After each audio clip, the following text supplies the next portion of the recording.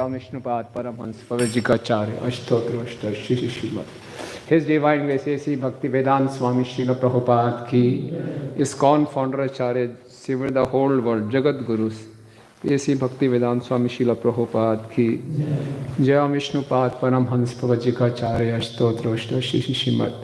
His Divine Grace Srila Bhakti Siddhanta Sri Thakur Maharaj Prabhupada ki, अनंत कोटि वैष्णव वृंद की, नामाचार्य श्री हरिदास ठाकुर की, प्रेम से कहो श्री कृष्ण चैतन्य प्रभु नित्यानंद श्री अद्वैत गदाधर शिवासादि गौर भक्त वृंद की, श्री श्री राधा मदन गोपाल श्री श्री निताय चंद गौर सुंदर की, वृंद देवी तुलसी महारानी की, ग्रंथ श्रीमद् भागवतम की, निताय गौर प्रेमानंदे. All glories to the assembled devotees, all glories to the assembled devotees, all glories to the assembled devotees, all glories to Shri Shri Guru and Gauranga, all glories to Srila Prabhupada ki jai. Om Namo Bhagavate Vasudevaya.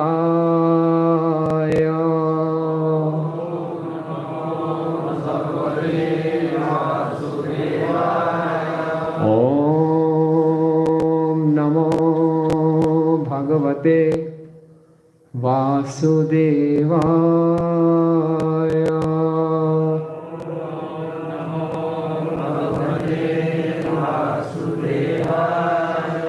ओम नमो भगवते वासुदेवाय.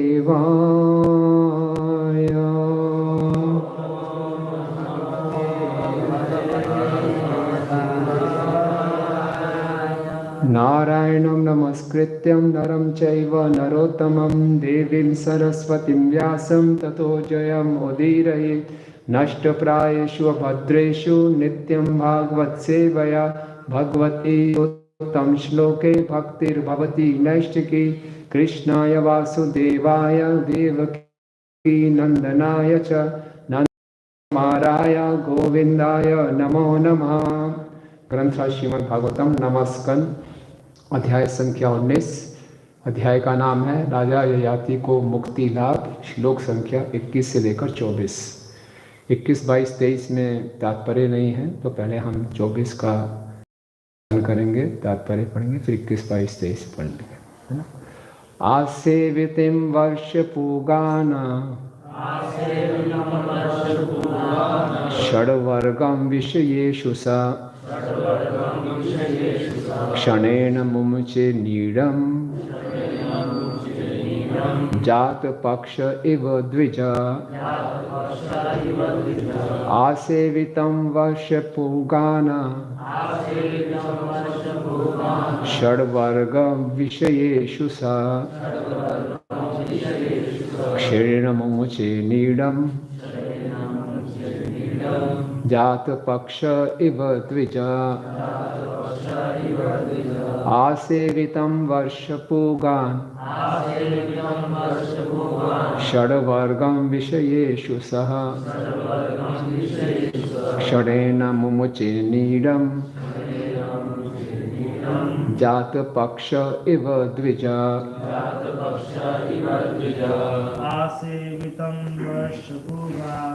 आसेवितं वर्षपूगान् विषयेषु क्षणेन मुमुचे नीडं जात पक्ष इव द्विज.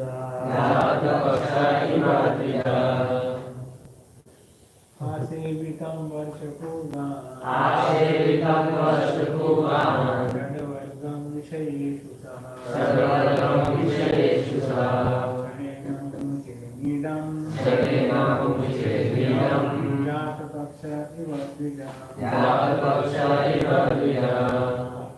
और कोई. आसेवितं वर्षपूगान्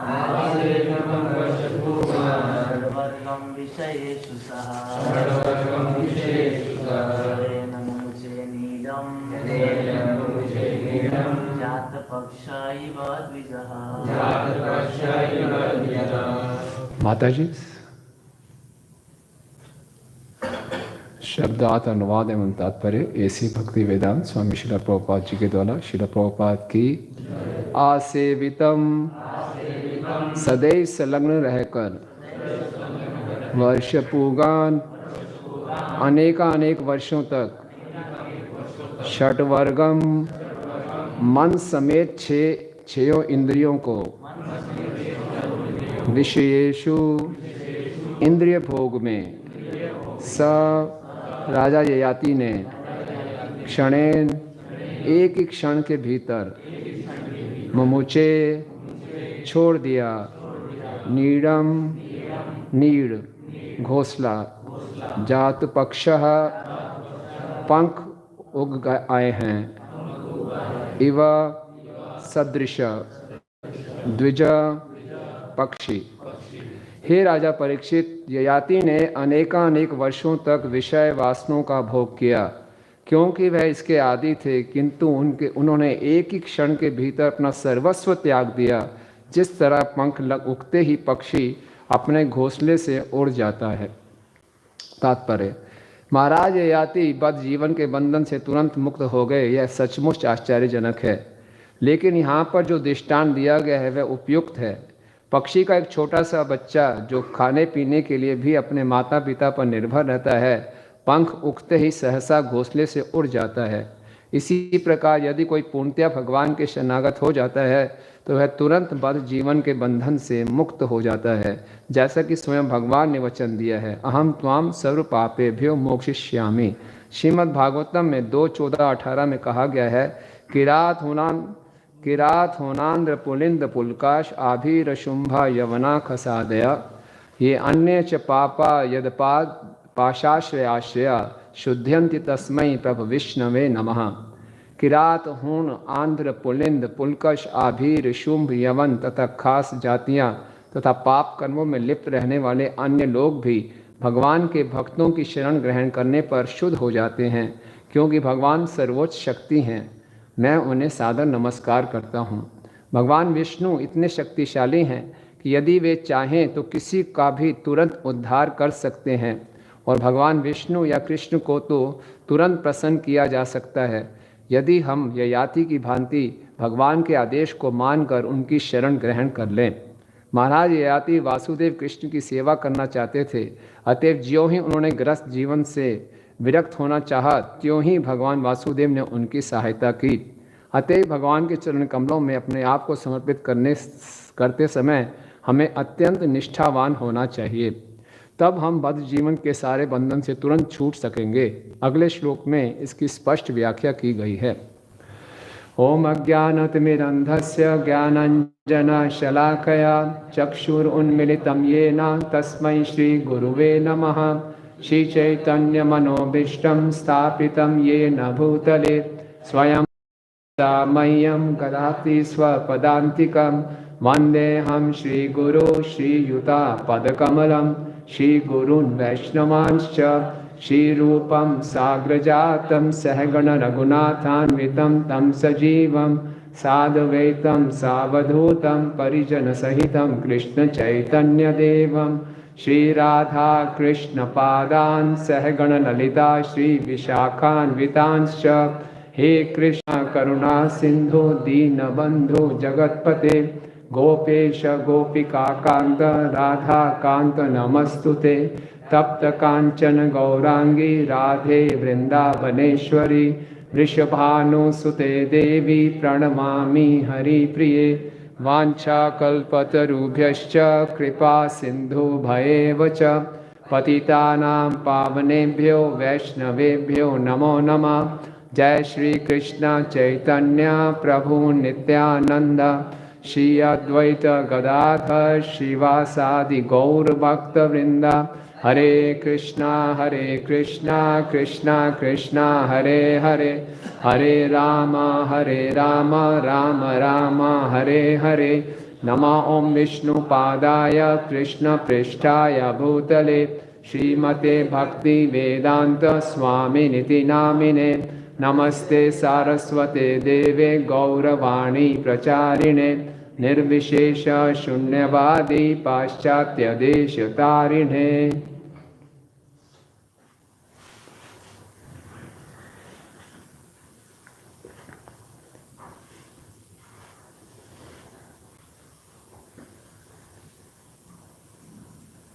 हरे कृष्णा। आप इस सभी भक्तों का हार्दिक स्वागत है। इस शीत लहर में भी आप यहाँ पे मंदिर में आए हैं, आपका बहुत बहुत धन्यवाद। इससे स्पष्ट होता है आप सबकी भागवतम के श्रवण में बहुत रुचि है और मुझे बहुत अच्छा लगा। कुछ काफ़ी समय बाद आया, समूह बीच में आ नहीं पाया। तो ये भागवतम का नवा स्कंद है।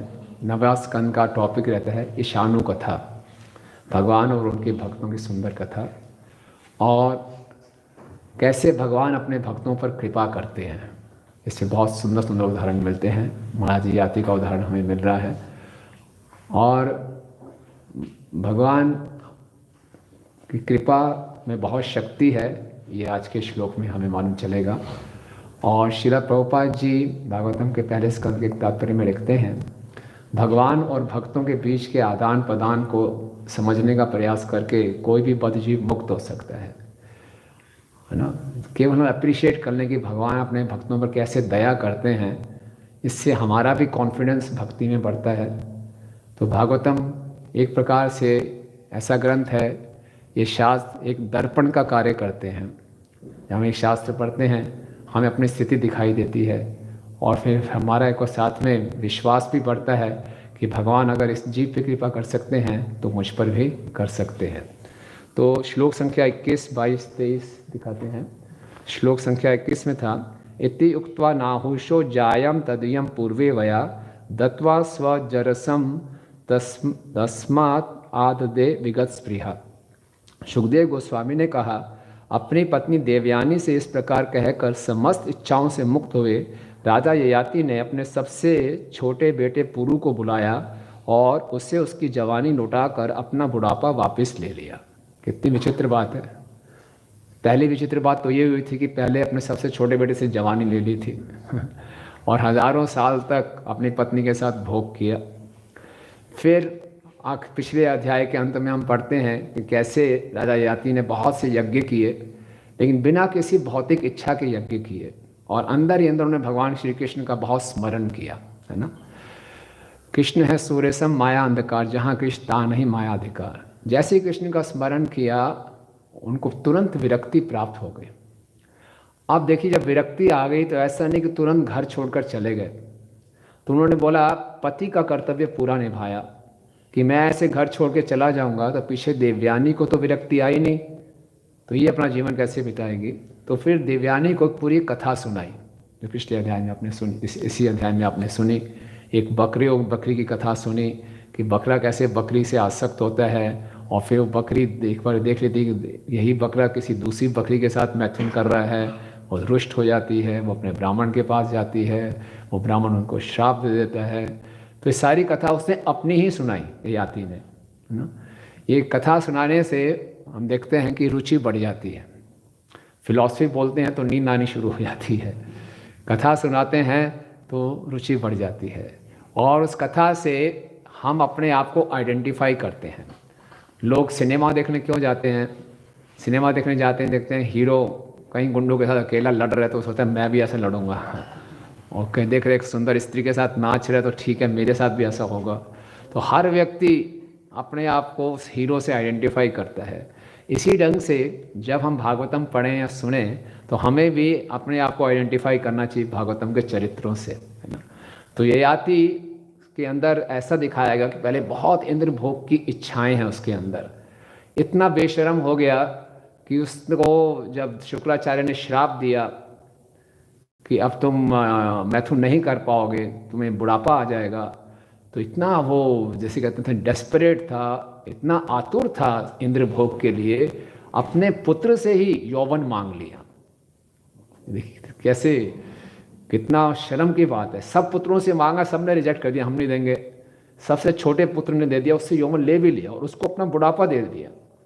तो इतना करने के बाद लेकिन बाद में उनमें विरक्ति आ गई, और विरक्ति आई तो फिर क्या हुआ, इति उक्त्वा मतलब ये कहानी सुनाने के बाद, नाहुषो मतलब नाहुष के पुत्र ययाति, जायम अपनी पत्नी को, तदीयम पूर्वे वया और अपने पुत्र को वया मतलब जवानी दे दी। क्यों दे दी? विगत स्पृहा, अब उनकी सारी भोगने की इच्छाएं खत्म हो गई थी, है ना। ये भक्ति की शक्ति है। भक्ति परेशानुभाव विरक्ति अन्यत्र च प्रपद मानस यत अश्नतस्यु तुष्टि पुष्टि शुद्धाप्य अनुघासा। भक्ति जब करते हैं तो 3 प्रभाव होते हैं, भक्ति परेशानुभाव विरक्ति। भक्ति करने से एक भक्ति बढ़ती है, परेशानुभाव मतलब साक्षात्कार होता है कृष्ण के साथ, और विरक्ति आती है।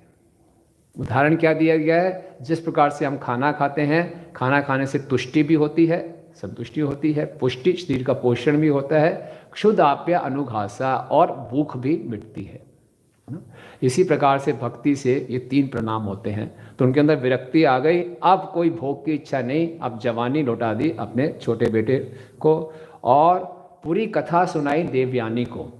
और आगे जाके इस अध्याय में देखेंगे देवयानी के अंदर भी ये कथा सुनकर विरक्ति आ गई, और फिर अब वो घर छोड़ने को तैयार हो गए। श्रीमद् भागवतम में हम कई प्रसंगों में देखते हैं कि बड़े बड़े राजाओं ने अपने राज्य को त्याग कर वन में गए, वानप्रस्थ स्वीकार किया। कौन कौन से उदाहरण देखते हैं?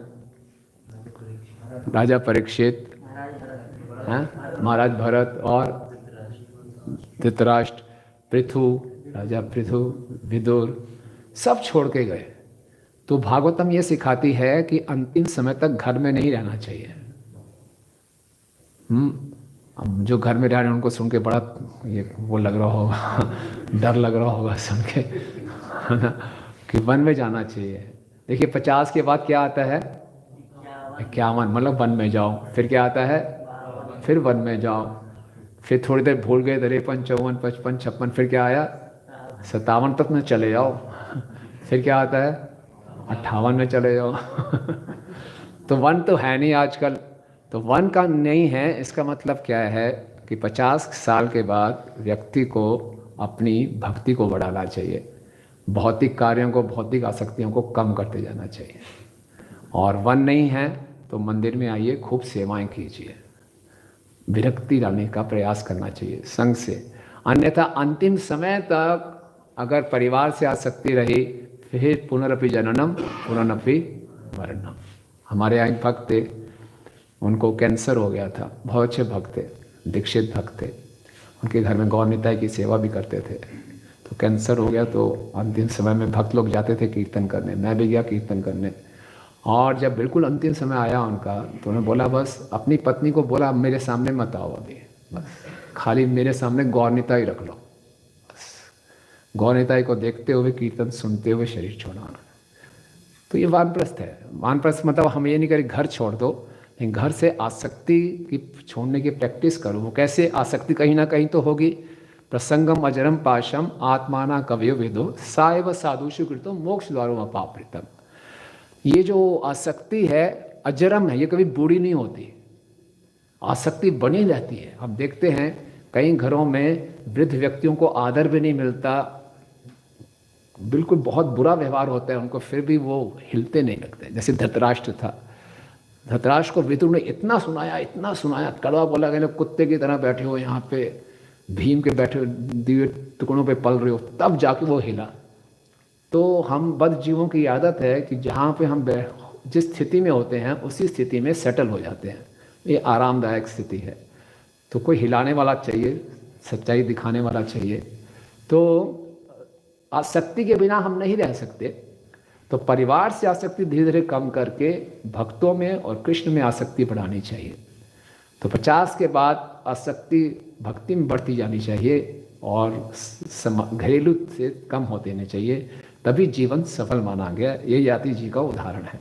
उसके बाद नहीं तो अपनी जवानी देने का मन किसका करेगा? आप बोलिए, बुढ़ापा लेने का मन किसी का करेगा? उनके बेटे ने आकर नहीं बोले पिताजी अब तो दे दो थोड़ी सी जवानी मुझे, अब तो आपने 1000 साल तक भोग कर लिया। नहीं, अपने आप दिया, क्योंकि उनके अंदर इच्छा खत्म हो गई। फिर दिशि दक्षिण पूर्वस्याम द्रोहुम दक्षिणतो युधम प्रतीच्याम तुर्वसु चक्रम उदीच्या मनुमीश्वरम। राजा याति ने अपने पुत्र द्रोहु को दक्षिण पूर्व की दिशा, अपने पुत्र यदु को दक्षिण की दिशा, अपने पुत्र तुर्वसु को पश्चिमी दिशा और अपने चौथे पुत्र अनु को उत्तरी दिशा दे दी। इस तरह उन्होंने राज्य का बंटवारा कर दिया।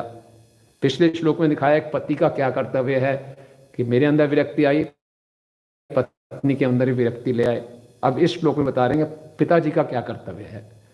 पूरा रिटायरमेंट लेने से पहले अपनी सारी प्रॉपर्टी बच्चों में बांट दी, बाद में लड़ाई झगड़ा ना करे। सारा सेटल, ऐसे नहीं कि अचानक दिन रात को भाग गए बिना कुछ किए हुए, पीछे वो सब लड़ते रहे आपस में जो भी करें ना। महाराज युधिष्ठिर जी को जब मालूम चला कि कृष्ण अप्रकट हो गए हैं, तो महाराज युधिष्ठिर ने पूरी तैयारी की वन में जाने की, और लेकिन जाने से पहले परीक्षित महाराज को पूरा हस्तिनापुर का राज्य दे दिया, है ना। तो ये एक रिस्पॉन्सिबिलिटी है, अगर एक रिस्पॉन्सिबिलिटी हम छोड़ रहे हैं तो दूसरे को रिस्पॉन्सिबिलिटी देकर जाए। फिर भूमंडलस्य सर्वस्य पुरुमर्हतम विशाम अभिशिष्य अग्रजानस तस्य वशे स्थाप्य वनम यजौ। ययाति ने अपने सबसे छोटे पुत्र पुरु को सारे विश्व का सम्राट तथा सारी संपत्ति का स्वामी बना दिया, और पुरु से बड़े अपने अन्य सारे पुत्रों को पुरु के अधीन कर दिया। यही बड़ी विचित्र बात है ना। छोटे पुत्र को पूरा भूमंडल का राज्य बना दिया और बड़े पुत्रों को उनके अधीन कर दिया। इससे क्या मालूम चलता है? ये यथामाम प्रपद्यन्ते, क्योंकि पुरु जी ने इतनी बड़ी सेवा की थी, सबसे छोटे बेटे हुए अपना पूरा यौवन दे दिया था, बाकियों ने मना कर दिया था। तो इसी ढंग से कोई शिष्य अपनी गुरु की सेवा करता है, चाहे वो जूनियर है या सीनियर है, ये फर्क नहीं पड़ता।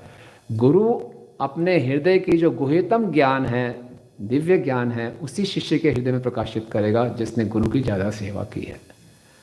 ये नहीं कि जो सीनियर है तो उसी को ज़्यादा मिलेगा या जूनियर उसको कम मिलेगा ना।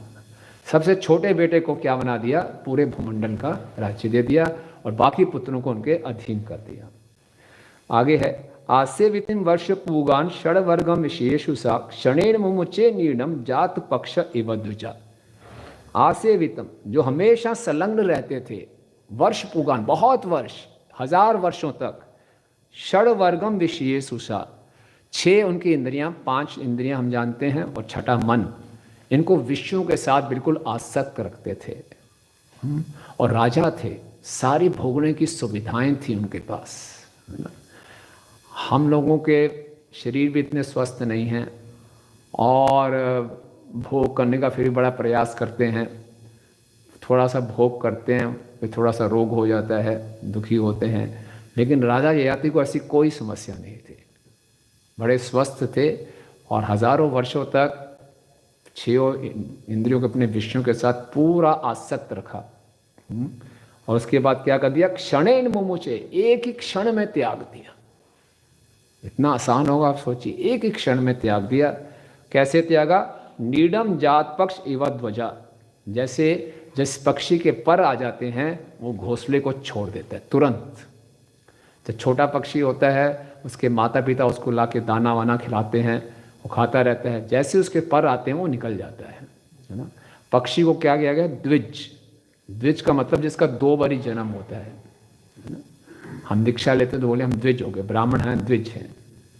तो द्विज 2 बारी, पक्षी का पहला जन्म होता है एक अंडे के रूप में, फिर वो होता है एक पक्षी, अंडे से फिर पक्षी निकलता है, तो द्विज हो गया। तो जो षड वर्ग विशेषु सा, ये जो इंद्रियां हैं, इंद्रियों की तुलना काल सर्प से की गई है ना। जीवे फेले विशेषाग्रे तारमते जीवावती लोभ में सदमती ताके चेता कठिन संसार। पहले शरीर अविद्या जाल, उससे पहले शरीर अविद्या जाल जड़ेंद्रिय दाहे काल, है ना। जो इंद्रियां हैं इनकी तुलना काल सर्प से की गई है। भागवतम के 11वें स्कंद में एक उदाहरण आता है कि व्यक्ति जब इंद्र तृप्ति में लगा होता है वो इस प्रकार से है जैसे गर्मी के मौसम में किसी ने गले में बढ़िया सा कोबरा लपेट के रखा हुआ है ना। कोबरा जो होता है छूने में बड़ा ठंडा होता है, हमने किसी ने छुआ नहीं होगा कहते हैं ठंडा होता है बहुत। तो उसको गर्मी लग रही है, अब तो ठंड का मौसम है, हम सोच के और ठंड लगेगी, लेकिन पूरा अगर ऐसे लपेट लेंगे बड़ा ठंडा ठंडा लगेगा। तो व्यक्ति ऐसा कह रहा है वाह कितना ठंड लग रही है, लेकिन इसको मालूम नहीं है कोबरा है, कभी भी डस लेगा, विषैला। तो ये जब इंद्रियां विषयों के संपर्क में आती हैं, ये इतना खतरनाक है ना। उदाहरण दिए गए ना, कौन सा जीव किस इंद्रिय के वश में आके अपना जीवन खो बैठता है? पतंगा, मछली। हाँ, पतंगा रूप के कारण, है ना, अग्नि से आकर्षित हो जाता है, रूप से जल जाता है। और मछली स्वाद के कारण, जीवा के कारण रस लेने के लिए फंस जाती है, अपना जीवन खो बैठती है। और हाथी त्वचा स्पर्श करने के लिए, हथनी से मैथुन करने के लिए भागता है और गड्ढे में गिर जाता है, और एक 4 फीट का व्यक्ति उसको पूरा जीवन कंट्रोल करके रखता है ना। और नासिका ना, हिरण कस्तूरी की उसको महक आ रही है, उसके अंदर ही कस्तूरी है और भाग रहा है, कहाँ से महक आ रही है, भागते भागते भागते वहीं उसकी मृत्यु हो जाती है। और क्या था,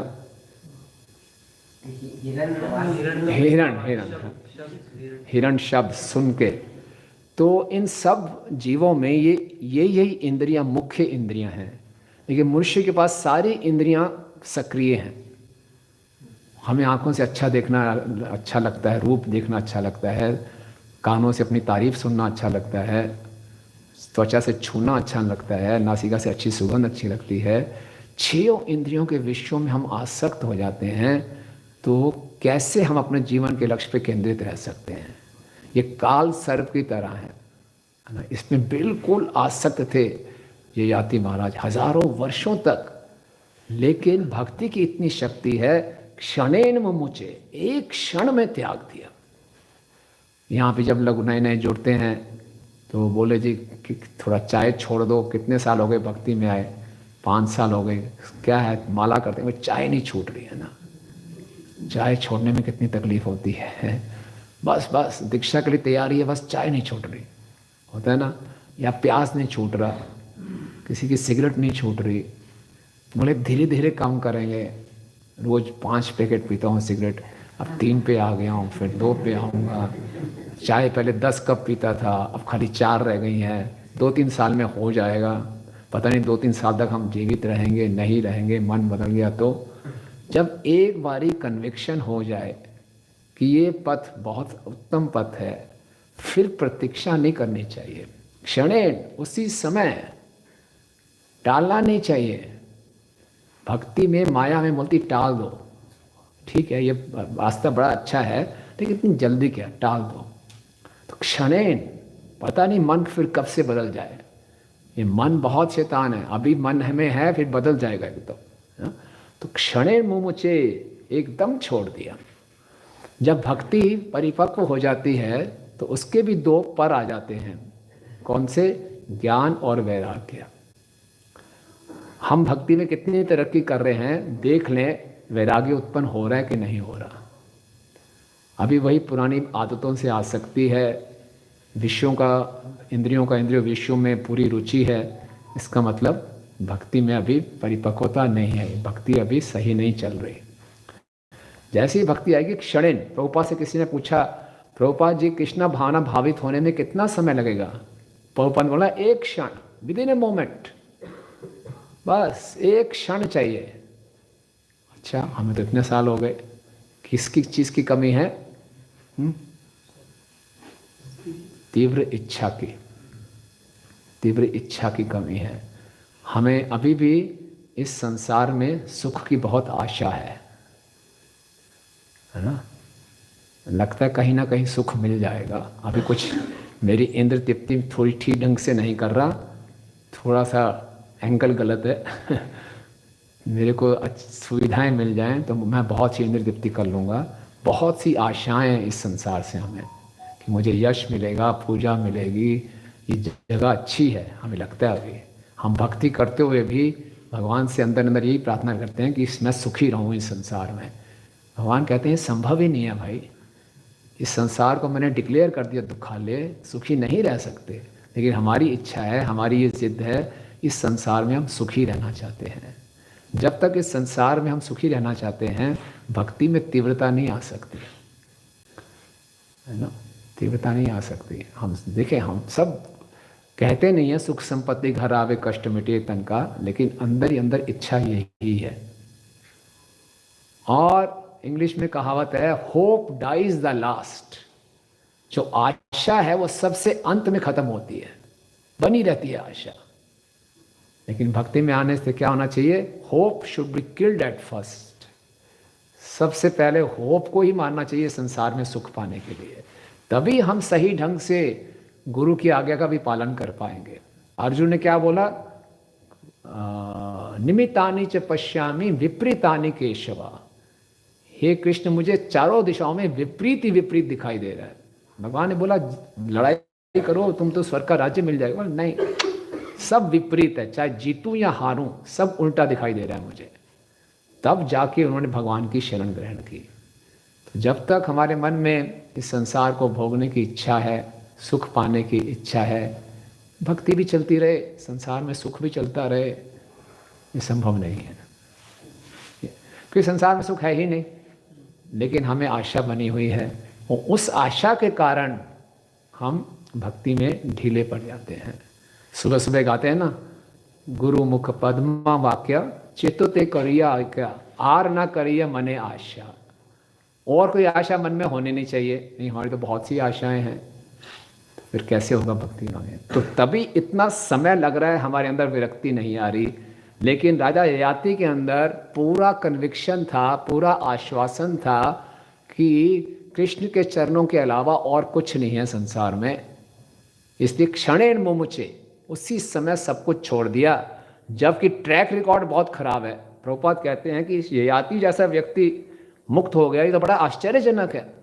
हजारों साल से जो इंद्र तृप्ति में लगा हुआ है, बेशरम होकर विरक्ति आ गई एकदम।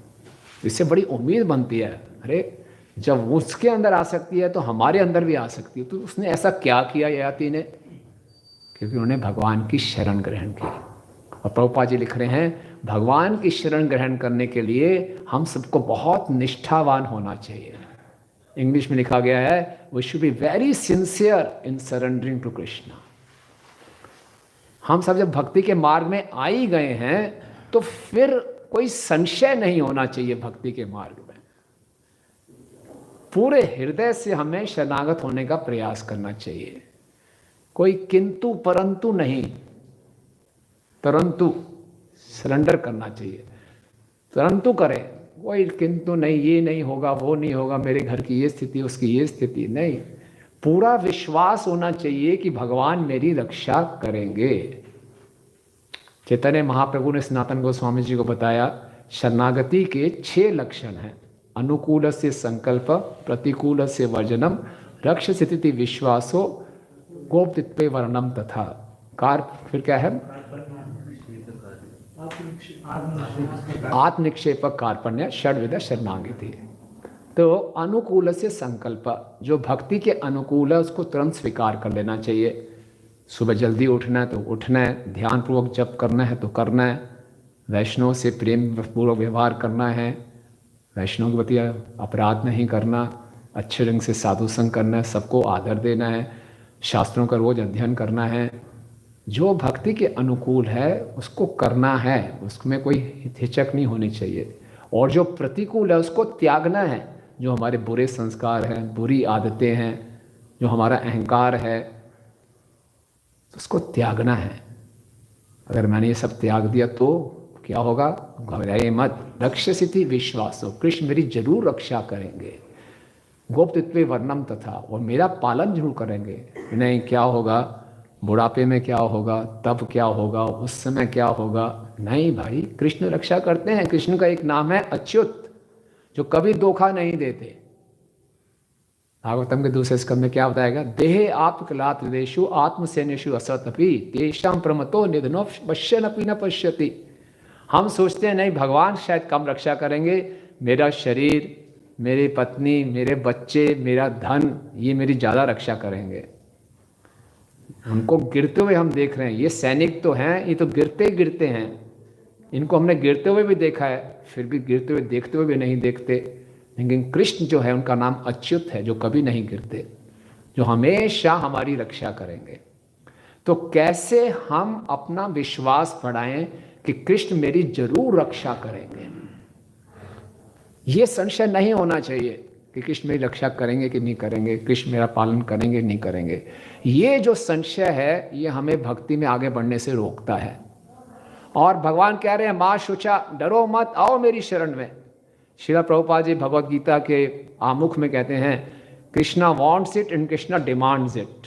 कृष्ण चाहते हैं कि हम सब उनकी शरण लें, और कृष्ण इसकी मांग भी करते हैं हमारे भले के लिए कि आओ मेरी शरण में आओ, इसी में तुम्हारा उद्धार है, मैं तुम्हारी रक्षा करूंगा, डरो मत। तो डर लगता है हमें फिर भी, है ना। भक्ति में आगे बढ़ने से कितने लोगों को डर लगता है? नहीं लगता डर? हाँ, बहुत डर लगता है कि ये मेरी इंद्र तृप्ति छिन ना जाए, मेरे को कहीं टकला तो नहीं बना देंगे। तो बहुत डर लगता है। नहीं, कोई घर बार छोड़ने की आवश्यकता नहीं है, केवल भक्ति में आगे बढ़ना है, तो डरना क्यों? तो आज अभी चर्चा करते हैं अंतिम 5-10 मिनट में कि इस डर को कैसे दूर कर सकते हैं, कैसे हम अपने विश्वास को बढ़ा सकते हैं कि कृष्ण निश्चित रूप से मेरी रक्षा करेंगे। क्योंकि प्रभुपाद जी लिख रहे हैं, शरणागत होने में बड़ा निष्ठावान होना चाहिए, घबराना नहीं चाहिए, पूरी श्रद्धा रखनी चाहिए। कृष्ण मेरी जरूर रक्षा करेंगे, कृष्ण मेरा जरूर पालन करेंगे। इसलिए भक्ति के जो अनुकूल है मुझे स्वीकार कर लेना चाहिए, जो प्रतिकूल है उसको त्याग देना चाहिए।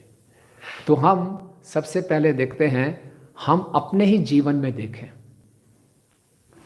कि क्या कृष्ण ने मुझे कभी धोखा दिया है। अपने ही जीवन में देखें कि क्या कृष्ण ने मेरी कभी रक्षा की है कि नहीं की। आप में से कितने भक्तों को लगा है कि जब भी आपने कृष्ण से रक्षा की मांग की, कृष्ण ने हमारी रक्षा की? कितने भक्तों को लगा है ऐसा?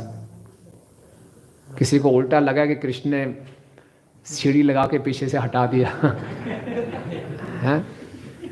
कितने भक्तों को ऐसा लगा कि बस कृष्ण ने तो ऐन वक्त पे गायब हो गए एकदम? लगा किसी को ऐसा? मुकर गए कृष्ण, एकदम मुकर गए, बात ही पलट गई एकदम। है, हुआ ऐसा कभी किसी के साथ? कभी नहीं हुआ होगा, कभी भी नहीं हुआ होगा। जब जब हमने हृदय से प्रार्थना की है, कृष्ण ने हमें स्वीकार किया है। अपने देखो, अपने जीवन में ही देख ले कि बड़े बड़े कष्ट आए, मैंने कृष्ण की शरण ग्रहण की, वो कष्ट पता नहीं कैसे निकल गए।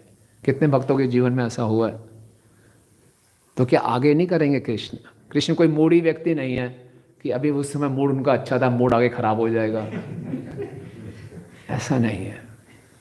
हमने अपनी लाइफ को हमेशा आगे जीते रहना चाहिए, लेकिन पीछे देखकर लाइफ से सीखना चाहिए कि मेरे पास्ट में, इसमें कोई शास्त्रों के उदाहरण भी ना लें, अपने जीवन के उदाहरण देखें।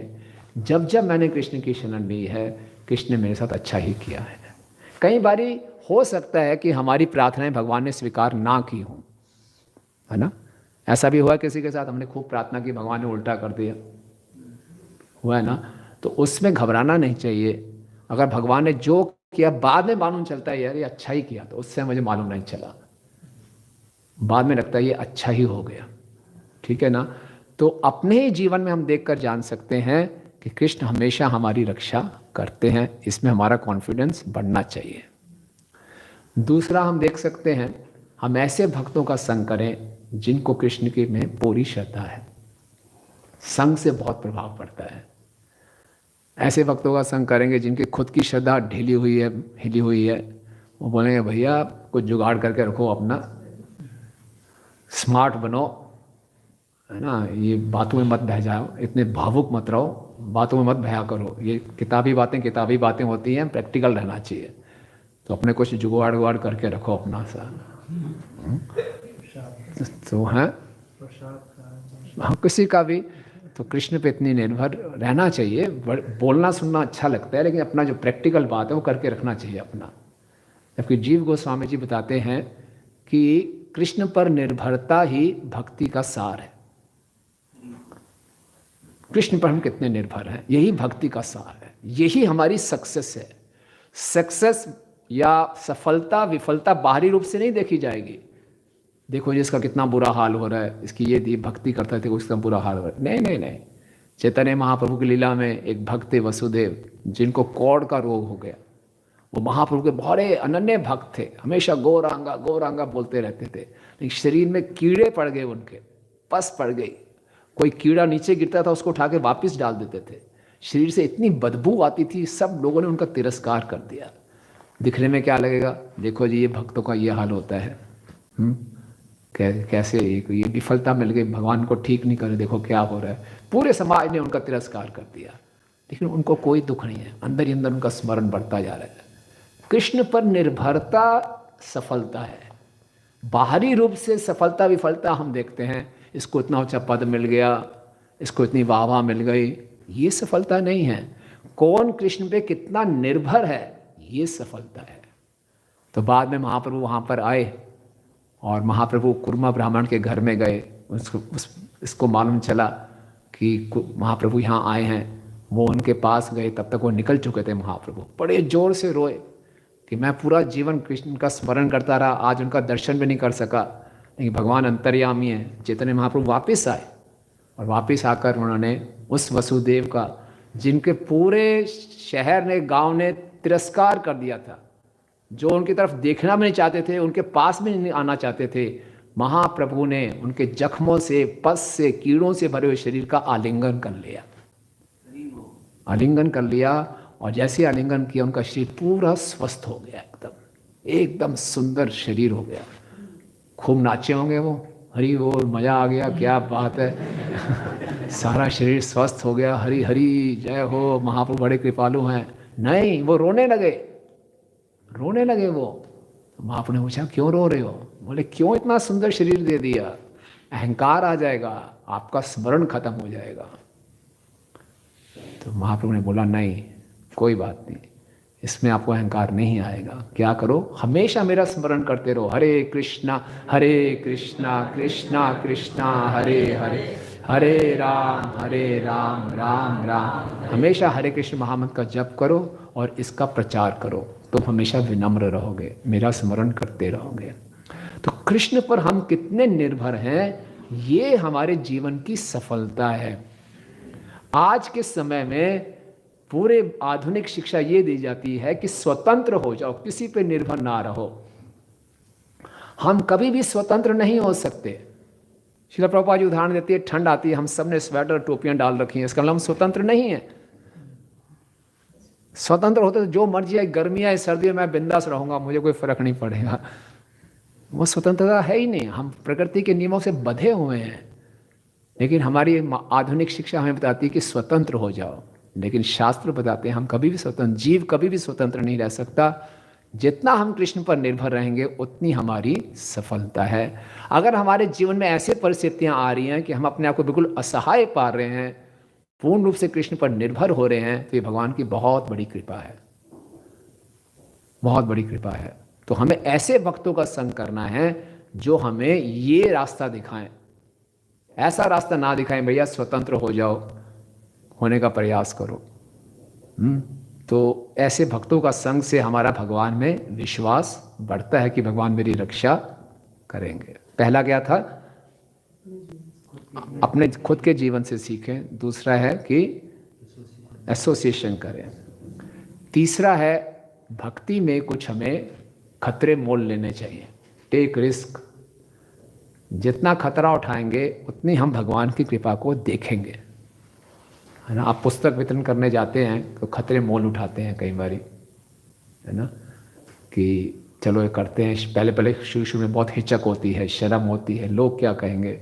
लेकिन जब हम आगे बढ़ते हैं, पुस्तकें बांटते हैं, एक पुस्तक भी निकलती है, हम कृपा को देख सकते हैं कि वाह भगवान ने मेरी पर कृपा की।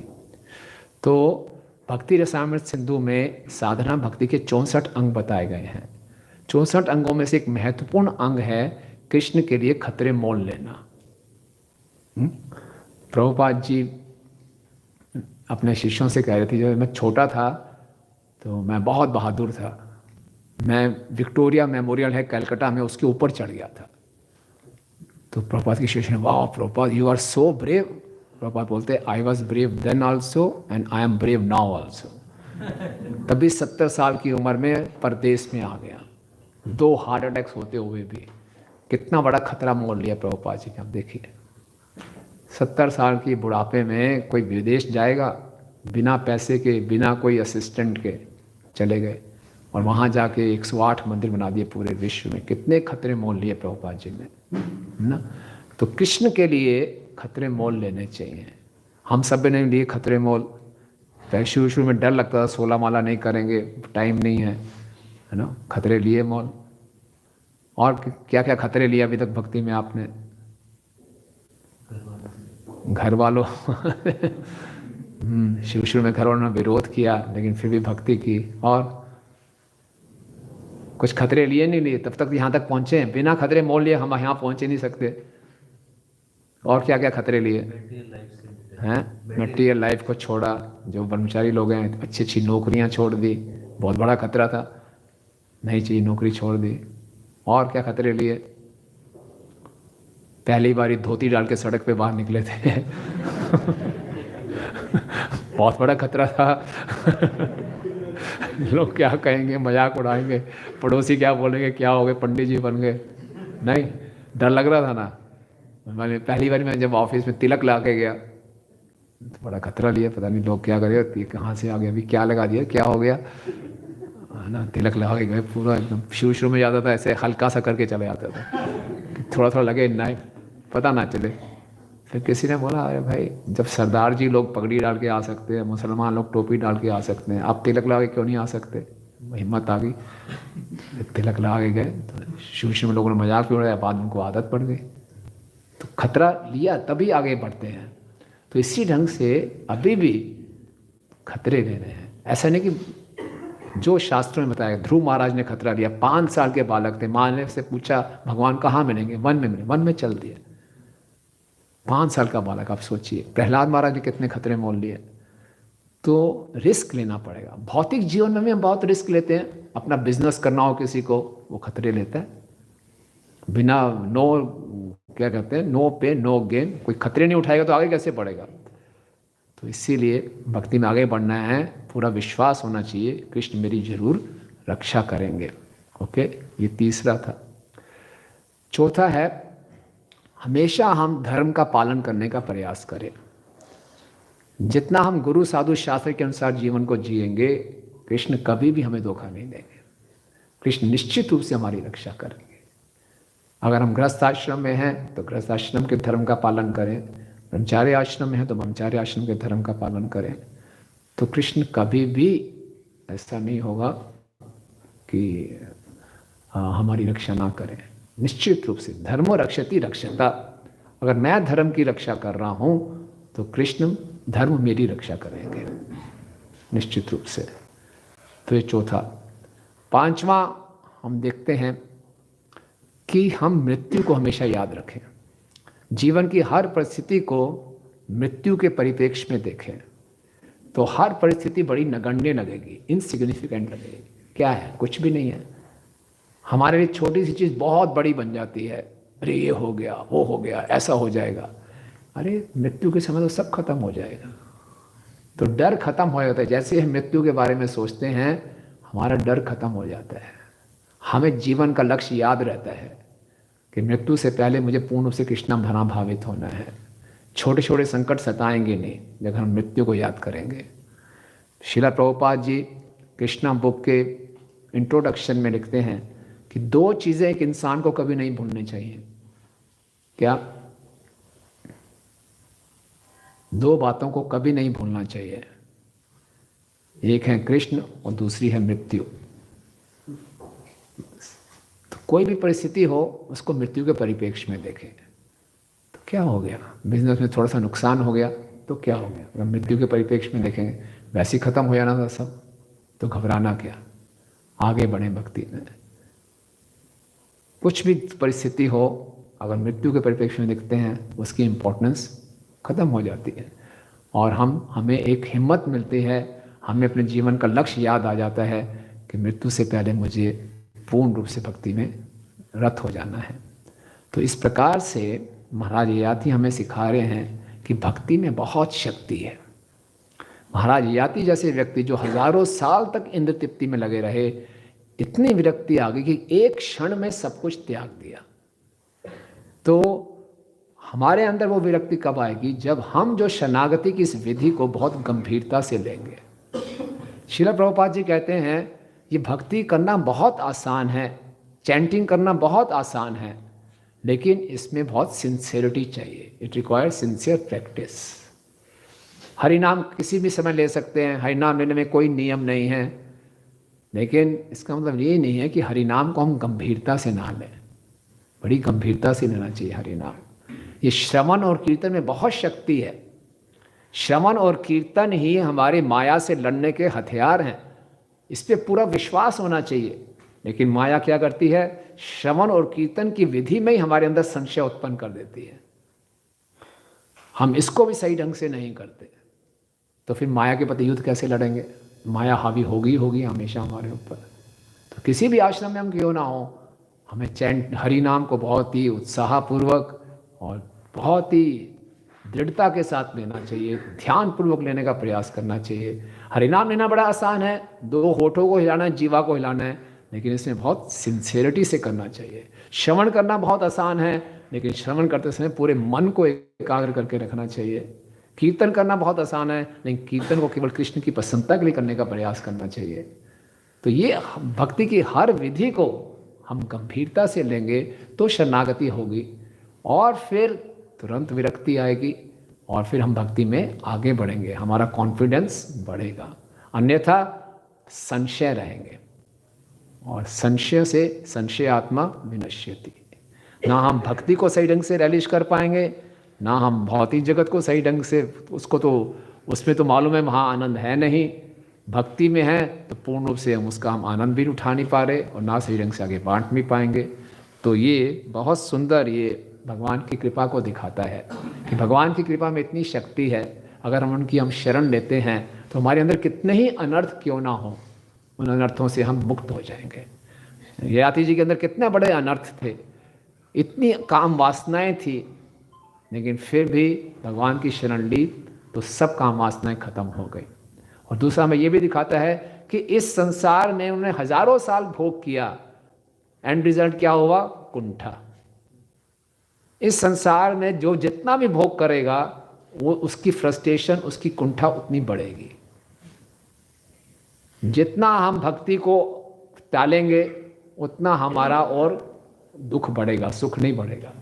कई बार सोचते हैं अपनी मनमानी करके भक्ति को टाल के हम थोड़ा सा आनंद पा लें। जितना हम भक्ति को टालेंगे, मनमानी करेंगे, उतनी हमारी जीवन में कुंठा बढ़ेगी। इसीलिए मनुष्य जीवन क्षणभंगुर है, पता नहीं कब हमारे से छीन लिया जाए। तो इसको हमें तुरंत अर्थदम बना लें, ताकि हम ज़्यादा से ज़्यादा भगवान की सेवा कर सकें, भगवान की कृपा का लाभ उठा सकें। हरे कृष्णा। ये कोई प्रश्न है या टिप्पणी है? क्वेश्चन है? अभी हम देखते हैं सुग्रीव और बाली जी के प्रसंग में देखते हैं। हाँ। कि भगवान राम ने सुग्रीव जी को कहा कि आप जाओ लड़ो उनसे। हाँ। और मैं उनको मारूंगा। और वो गए, भगवान से जान उसके नहीं मारे। बाली ने खूब पीटा सुग्रीव को, और फिर सुग्रीव भाग करके आए। तो कभी कभी भगवान ऐसे करते हैं, कुछ सजा देने के लिए, कुछ दंड देने के लिए, या परीक्षा लेने के लिए बैक एक्शन मारते। तो ये डर रहता है कि भगवान ऐसी परीक्षा लिए, कहीं मैं फेल हो गया। हाँ, तो सुग्रीव, प्रश्न सुन लिया आपने सबने इनका? अच्छा, तो देखिए सुग्रीव के साथ भगवान ने उनको कोई धोखा नहीं दिया, उनको सिखाना चाहा। क्योंकि सुग्रीव ने लक्ष्मण जी को आदर नहीं दिया था। उन्होंने बोला बड़े तो यही हैं, इन्हीं से काम पड़ता है, छोटे से क्या लेना देना। तो उनको आदर ही सही ढंग से नहीं दिया। तो भगवान ने उनको सिखाना चाहा, है ना, कि मेरे भक्तों की, मेरे सेवकों को आदर नहीं दोगे तो मेरे को आप प्रसन्न नहीं कर सकते। शरणागति का मतलब क्या, यहाँ क्या लिखा है? भगवान और भगवान के भक्तों का आश्रय ग्रहण करना। तो केवल गुरु जी को पकड़ लें, उनके चरणों को, बाकी भक्तों से सही व्यवहार ना करें तो गुरु जी प्रसन्न नहीं होंगे, भगवान भी प्रसन्न नहीं होंगे।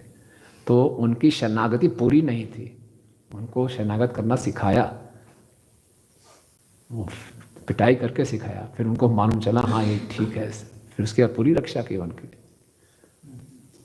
किया ना। या फिर उनके ऊपर दोष आ गया कि आपने पीछे से बाली की हत्या कर दी, उनके ऊपर दोष ले लिया अपने ऊपर, लेकिन सुग्रीव की पूरी रक्षा की। होता है कठिन परिस्थितियों में भक्त भक्ति छोड़ के चले जाते हैं। हाँ, वहाँ पे भगवान रक्षा नहीं कर पाते हैं, या फिर कठिन परिस्थितियों में भक्त लोग भक्ति छोड़ देते हैं तो भगवान रक्षा जरूर करते हैं।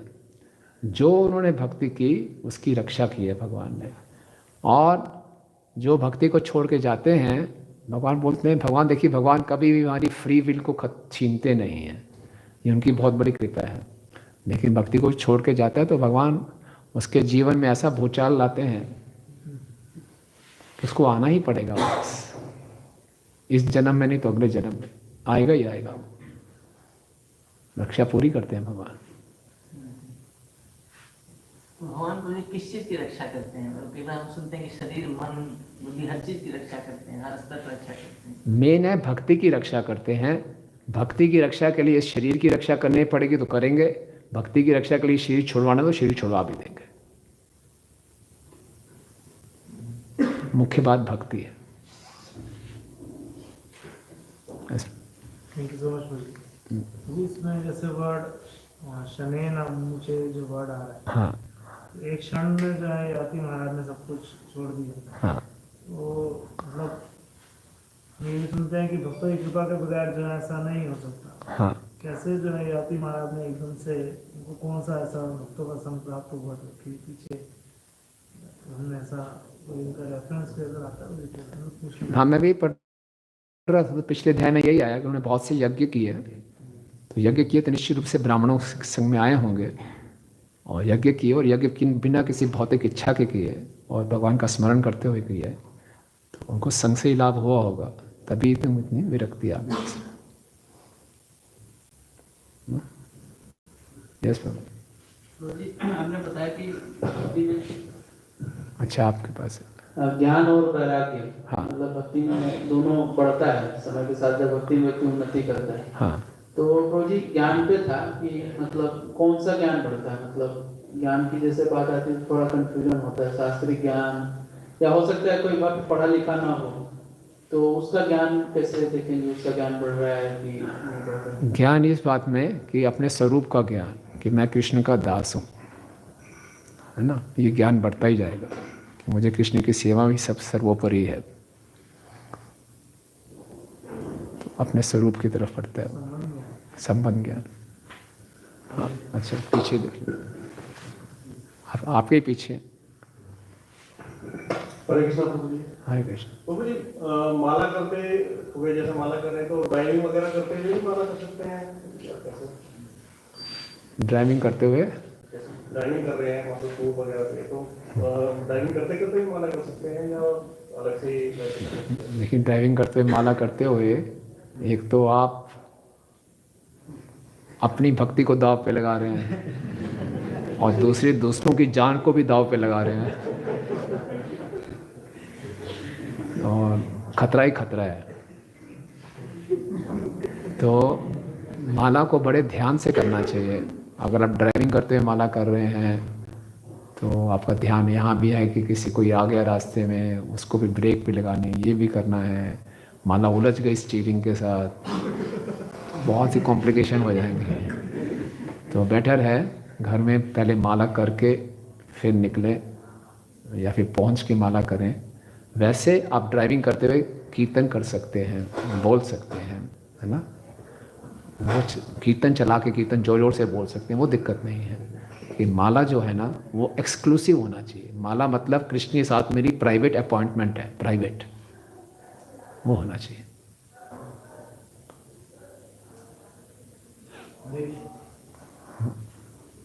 पीछे हाथ खड़ा कर रहे हैं हम, आप।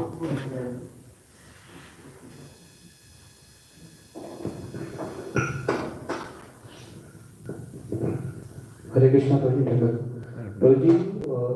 जैसे भागवतम में इससे पहले हमने पूर्वा के राजा महाराज के बारे में पढ़ा था, फिर ययाति महाराज, और हम जैसे भागवतम में प्रहलाद महाराज के प्रहलाद चरित्र भी पढ़ते हैं।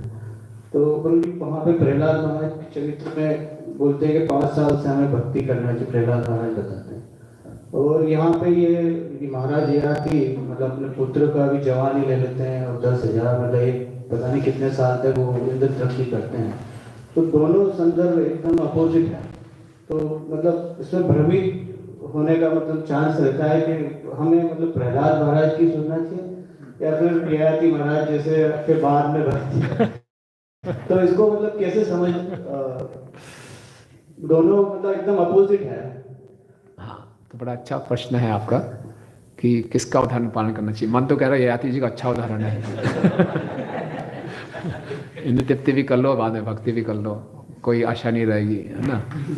तो इसमें भागवतम जो पुस्तक है, ग्रंथ है, ये पुस्तक है, ग्रंथ है केस स्टडीज का। अलग अलग केसेस हैं कि अगर कोई ययाति जैसा भी व्यक्ति है, भक्ति में इतनी शक्ति है कि उसका उद्धार हो जाएगा। ये समझना है कि पूर्वा जैसा भी कोई है जो उर्वशी से इतना आसक्त हो गया, वो भी भक्ति कर सकता है। तो भक्ति बिल्कुल स्वतंत्र है। भक्ति किसके निर्भर नहीं है कि आपका हृदय शुद्ध होना चाहिए, आपको तपस्वी होना चाहिए, ऐसा कुछ नहीं है। बच्चा, बूढ़ा, जवान, किसी भी अवस्था में वो भक्ति कर सकता है। ये भक्ति की प्रधानता को स्थापित करता है।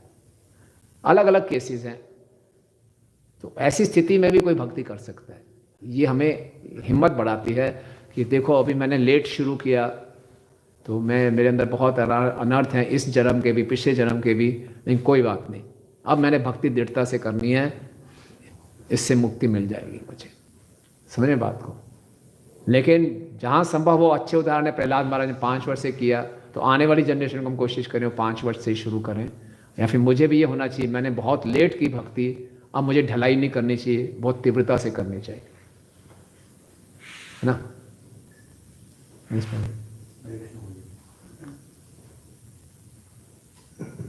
हरे कृष्ण मुनि।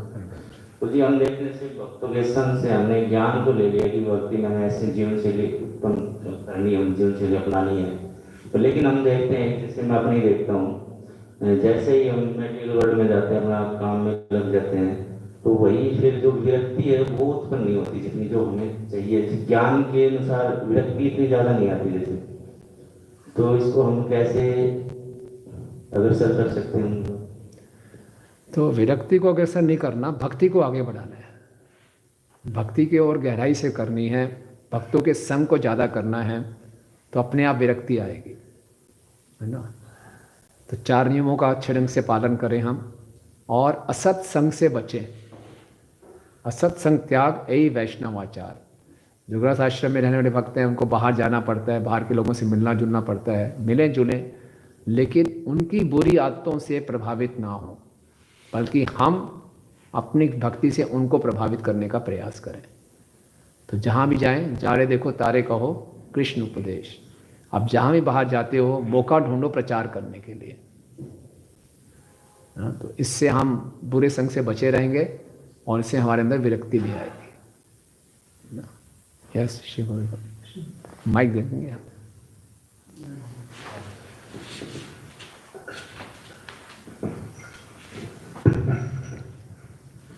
हरे कृष्ण। धन्यवाद प्रभु जी, इतना अच्छे से आपने सारा बहुत सारे डीप टॉपिक्स बताए। प्रभु जी, मेरा प्रश्न रिस्क पे था कि आध्यात्मिक जीवन में भी हम रिस्क लें। तो प्रभु जी, कई बार ऐसा होता है कि रिस्क में फेलियर्स हो जाते हैं और भक्त भी समझाते हैं कि रिस्क आप कैलकुलेटेड रिस्क लो, या भक्त कहते हैं इसमें रिस्क मत लो, इधर रिस्क लो। जैसे रिस्क बहुत एक तरह से ऐसे समझ नहीं आता कि कहाँ लेना है कहाँ नहीं लेना है, और फिर कुछ फेलियर्स की वजह से डिस्करेज होकर के और ज़्यादा कि अच्छा है पीसफुल या कंफर्टेबल ठीक तरीके से हो जाए, चीज़ें मैनेजेबल तरीके से हो जाए, तो वो ज़्यादा अच्छा है। तो इसमें मुझे फिर कैसे समझना चाहिए कि रिस्क लूँ नहीं लूँ क्या? देखिए, रिस्क लेना है, लेकिन सुपरविजन हो तो अच्छी बात है ना। प्रभुपाद के कुछ शिष्य गए, बोले हम नाइट क्लब में जाके पुस्तक बांटेंगे। प्रभुपाद ने जाते रहो लेकिन वापस आ जाना। तो ऐसा भी रिस्क नहीं लेना। तो हमने क्या करना है, जो हमारे वरिष्ठ भक्त हैं उनसे हम कंसल्ट कर सकते हैं कितना रिस्क लें, और उसमें अगर विफलता मिलती है तो डरना नहीं। प्रभुपाद जी को 42 साल संघर्ष करते रहे, कितनी विफलताओं का सामना करना पड़ा, नहीं प्रभुपाद एक के बाद एक रिस्क लेते रहे, है ना। इलाहाबाद में प्रचार किया, बॉम्बे में प्रचार किया, झांसी में प्रचार किया, कहीं सफल नहीं हो रहा था। प्रभुपाद देते रहे रिस्क, है ना। किताबें छापने के लिए प्रभुपाद ने कितना रिस्क लिया। कौन प्रभुपाद जी ने 1964 में जन्माष्टमी मनाई राधा दामोदर मंदिर में, और उसमें गवर्नर को बुलाया यूपी के, और उसमें प्रभुपाद ने पैम्फलेट छाप दिए कि 60 वॉल्यूम्स ऑफ भागवतम, अभी एक वॉल्यूम ही नहीं छपी, बोले 60 वॉल्यूम्स ऑफ भागवतम है। कोई बोले कहाँ है, बोले छप रही है। और तो प्रभुपाद ऐसे रिस्क लेते थे, और वहाँ चले गए, सैली अग्रवाल के घर में रुके, वहाँ मीट था, सब कुछ था, रिस्क लिया प्रभुपाद ने। तो जो भक्ति के लिए, जो गुरु की आज्ञा का पालन करने के लिए हमें रिस्क लेना, वो लेने चाहिए। अपनी मन से लेकर के कुछ भी उठपटांग हम शुरू कर दें, वो गलत है। तो इसीलिए अगर हम कन्फ्यूजन में हैं कितना रिस्क उठाना है, कौन सा रिस्क उठाना है, तो बेटर है अपने वरिष्ठ भक्तों से हम कंसल्ट कर लें। लेकिन कंफर्ट जोन से बाहर निकलना ही है। कंफर्ट जोन में रहेंगे तो कृपा नहीं मिलती, कंफर्ट जोन से बाहर जाएंगे तो कृपा आती है। कई बार हम कुछ सेवा करते हुए डरते हैं, ये सेवा को हाथ नहीं लगाऊंगा मैं, लेकिन अगर गुरु हमसे वो सेवा चाहते हैं तो उसको करने के लिए कूद जाना चाहिए, और फिर हम उसकी कृपा पाएंगे। समझ आई बात? नहीं, ठीक है, यहाँ पे दे दीजिए।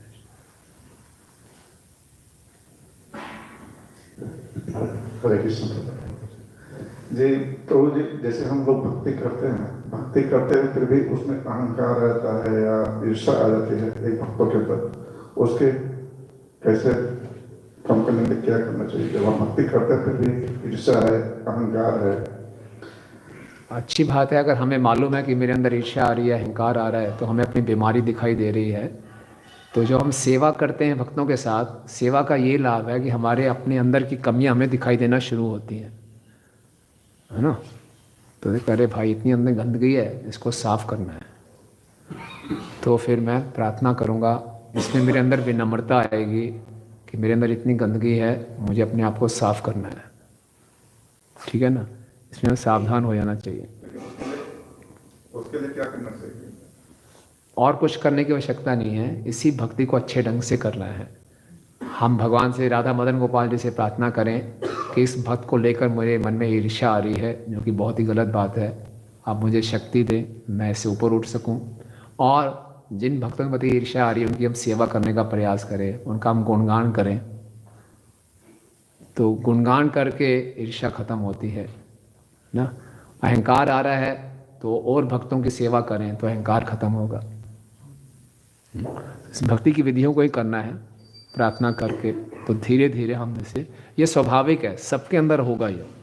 लेकिन अगर कोई पहचान जाता है मेरे अंदर है, ये बहुत बड़ी बात है कि मेरे अंदर द्वेष है, मेरे अंदर अहंकार है, ये पहचान में आ रहा है, तो इसके ऊपर फिर हम काम कर सकते हैं, प्रार्थनाएं कर सकते हैं, भक्तों की सेवा कर सकते हैं, तो इससे ऊपर उठेंगे। ठीक है हाँ भाई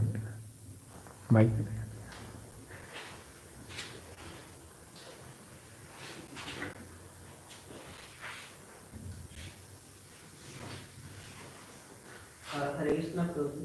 हरे कृष्ण। धन्यवाद जी। प्रभु जी, जैसा कि हम लेक्चर में सुनते हैं, शास्त्र में पढ़ते हैं, भगवान कहते हैं कि मैं जिनके ऊपर विशेष कृपा करता हूँ मैं उनका धन छीन लेता हूँ। तो कई बार लेकिन भगवान की कृपा तो ऐसा नहीं होता ना कि जो भगवान तो है तो की कृपा भी कर देते हैं कभी कभी। मतलब उस भक्त के अंदर विशेष गुण नहीं देते तो भगवान ने कृपा कर दी। तो हमारे अंदर इतना जो है क्या बोलते हैं, तो वैराग्य नहीं आया है कि हम इतने उच्च कोटि के भक्त हो, और भगवान फिर भी अगर हमारे ऊपर ऐसी कृपा कर दे तो इसमें इसको हम कैसे समझ सकते हैं, हम कैसे, क्योंकि हम ना इधर तेरे ना उधर। वैसे तो भक्ति का कभी नाश नहीं होता, आपने पहले ही बताया, लेकिन फिर भी एक डर रहता है। हाँ। कि ऐसी कृपा नहीं होगी भगवान की तो देखिए, ऐसी कृपा भगवान अपने बहुत ही विशेष भक्तों में करते हैं जो बहुत भक्ति में उन्नत होते हैं। जैसे प्रभुपाद जी अपनी फैक्ट्री चला रहे थे झांसी में, और प्रचार भी कर रहे थे। और प्रभुपाद फैक्ट्री क्यों चला रहे थे? प्रभुपाद सोच रहे थे जहाँ से धन कमा लूँ, जहाँ से पुस्तकें छापूँगा। लेकिन भगवान बोले नहीं, आपको संन्यास दिलवाना है, फैक्ट्री में आग लगवा दी। और जैसी आग लगी, प्रभुपाद ने ताली बजाई और प्रभुपाद ने ये श्लोक बोले, है ना, यस्य अनुग्रहम हरिष्ये तद्धनम शनैः, जिसके ऊपर मैं अनुग्रह करता हूँ उसका धन छीन लेता हूँ। तो ऐसे कोई व्यक्ति हैं जिनको 99 पे पहुँच गए हैं, खाली 1% दूर हैं भक्ति से, थोड़ी सी भौतिक आसक्ति उसको उनको रोक रही है, तो भगवान वो छीन देते हैं, रास्ता साफ कर देते हैं, चलो आगे बढ़ो। तो जो नए भक्त हैं उनके ऊपर भगवान ऐसी कृपा नहीं करते। भगवान जानते हैं कि किस बच्चे को कौन सा एग्ज़ाम देना है ना, 5वीं क्लास के बच्चे को PhD का पेपर नहीं देते उसी के स्तर का ही भगवान परीक्षा लेते हैं, तो इतनी चिंता नहीं करनी चाहिए, ठीक है ना। हाँ बहुत धन्यवाद, आपने अच्छा लेक्चर दिया। इसी से रिलेटेड है, किसी भक्त के जीवन में फेलियर आता है, हाँ, तो उसे भगवान की कृपा समझनी चाहिए या अपनी रिस्पॉन्सिबिलिटी माननी चाहिए? देखिए फेलियर क्या है, मतलब मटीरियल। हाँ, फेलियर और सक्सेस हम बाहरी रूप से देखते हैं। जो दुनिया वाले जिसको माने उसको हम सक्सेस मानते हैं, जो दुनिया वाले नकारें उसको हम फेलियर मानते हैं। तो ये तो सक्सेस फेलियर ये तो रिलेटिव है, ये तो बदलता रहेगा। असली सक्सेस क्या है कि मैं गुरु और कृष्ण में कितना निर्भर हो रहा हूँ, असली सक्सेस ये है। ये बाहरी रूप से ये हमारा सारा जितने भी हम अपने ओपिनियन बनाते हैं, मत बनाते हैं, दुनिया के हिसाब से बनाते हैं, दुनिया क्या कहेगी उसके हिसाब से हम उसको सफलता मानते हैं, उसके हिसाब से हम विफलता मानते हैं। अगर कोई समझ लो एग्ज़ाम में फेल हो जाए और सारे लोगों को बधाई हो बधाई हो बधाई हो, तो सोचेगा ये सक्सेस हो गया जो दुनिया वाह कर दे वो सफलता है, जो दुनिया ना करे। हमारा सारा काम दुनिया के हिसाब से चलता है, लेकिन हमारा सारा काम चलना चाहिए भगवान क्या चाहते हैं, है ना, गुरु क्या चाहते हैं। प्रभुपाद जी गुरु चाहते थे कि आप प्रचार करो, कितनी विफलताएं मिली, दिखने में विफलता थी लेकिन वो सफलता थी। फिर भी बाहरी रूप से हम कोई सेवा कर रहे हैं और सेवा सही ढंग से नहीं हो रही, तो हमें सीखना चाहिए कि कहीं मेरे स्किल्स में कमी है, तरीके में कमी थी, इसको मैं सही ढंग से करूं और अपनी निर्भरता को भी प्रार्थना से भगवान के ऊपर और बढ़ा। केवल अपने स्किल्स पर ही निर्भर नहीं रहना, उस पर भी करो। लेकिन बहुत ज़्यादा इस सफलता और विफलता जो बाहरी रूप से होते हैं उससे हमें विचलित नहीं होना चाहिए, है ना। इससे हमें भक्ति में उल्टे सीधे स्टेप ले लेते हैं, ठीक है, ठीक है। तो आप सब भक्तों का बहुत बहुत धन्यवाद। ग्रंथ श्रीमद् भागवतम की, जगत गुरु श्रील प्रभुपाद की, ताई गौर प्रेमानंदे, श्रील प्रभुपाद की जय।